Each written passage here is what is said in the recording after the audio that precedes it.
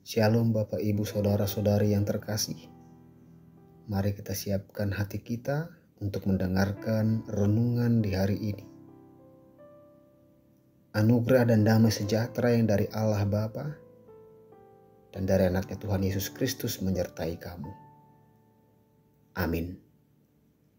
Saudara-saudari yang terkasih, firman Tuhan yang menjadi renungan untuk kita di hari ini diambil dari Keluaran pasal 23 ayat 1. Demikian firman Tuhan, "Janganlah engkau menyebarkan kabar bohong. Janganlah engkau membantu orang yang bersalah dengan menjadi saksi yang tidak benar." Sekali lagi saya bacakan, "Janganlah engkau menyebarkan kabar bohong. Janganlah engkau membantu orang yang bersalah dengan menjadi saksi yang tidak benar." Demikian firman Tuhan. Beritakanlah yang baik dan yang benar.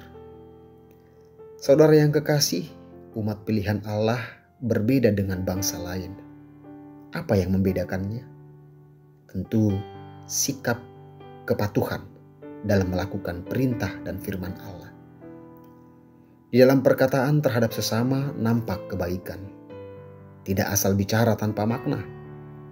Dia selalu memikirkan apa yang akan diucapkan. Kita harus menghindari pemberitaan yang tidak benar, hoax, berita bohong, apalagi mendukung pekerjaan si jahat. Kita menemukan berita bohong setiap hari melalui perkembangan teknologi komunikasi, di mana hampir semua orang terlibat dalam dunia media sosial pada masa kini. Menyiarkan berita ke seluruh dunia sudah dimudahkan dan setiap orang dapat melakukannya.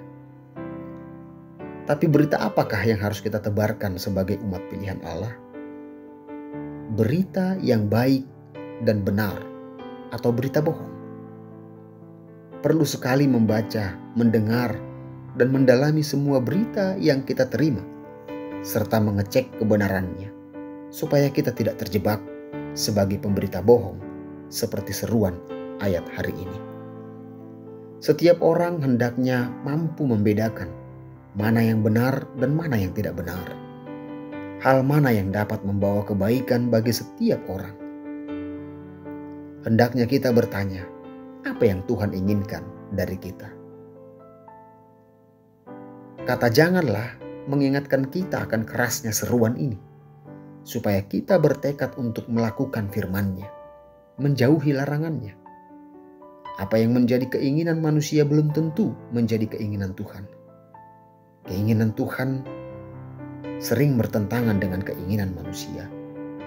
Supaya keinginan Tuhan terjadi dalam hidup ini, hendaknya setiap orang bersedia merendahkan dirinya dan mengalah bahwa bukan keinginan dan kehendak kita yang terjadi.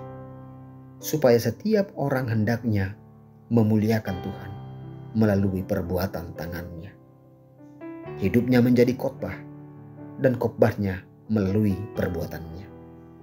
Semakin bertambah orang yang bersedia melakukan kehendak Tuhan. Amin. Mari kita satukan hati kita berdoa. Allah Bapa yang bertahta di kerajaan surga, Bapa yang baik, Bapa yang kami kenal dalam anak-Mu Tuhan Yesus Kristus, Juru Selamat kami yang hidup. Kami kembali mengucap syukur atas kasih dan kebaikan-Mu yang masih memberikan kami nafas hidup hingga di pagi hari ini. Tuhan, ajar kami melalui Roh Kudus-Mu untuk mampu menjadi orang-orang benar yang memberitakan kabar yang baik dan kabar yang benar. Supaya jangan melalui kehidupan kami, supaya jangan melalui diri kami, berita hoax semakin berkembang. Tapi pakailah kami Tuhan untuk bisa membawa berita kebenaran kepada semua orang, ke seluruh penjuru bumi. Sehingga nama Tuhan semakin dipermuliakan dalam hidup kami. Bapa yang bertahta di kerajaan surga, di saat ini juga Tuhan kami ingin menyerahkan seluruh hidup kami, seluruh aktivitas kami ke dalam tangan pengasihan-Mu. Engkaulah yang turut bekerja membawa kedamaian, melimpahkan berkat-berkat-Mu dalam hidup kami.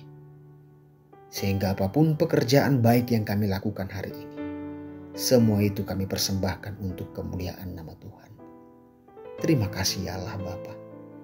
Kami serahkan hidup kami dalam tangan pengasihan-Mu. Dalam Kristus Yesus Tuhan kami. Kami berdoa dan mengucap syukur. Amin.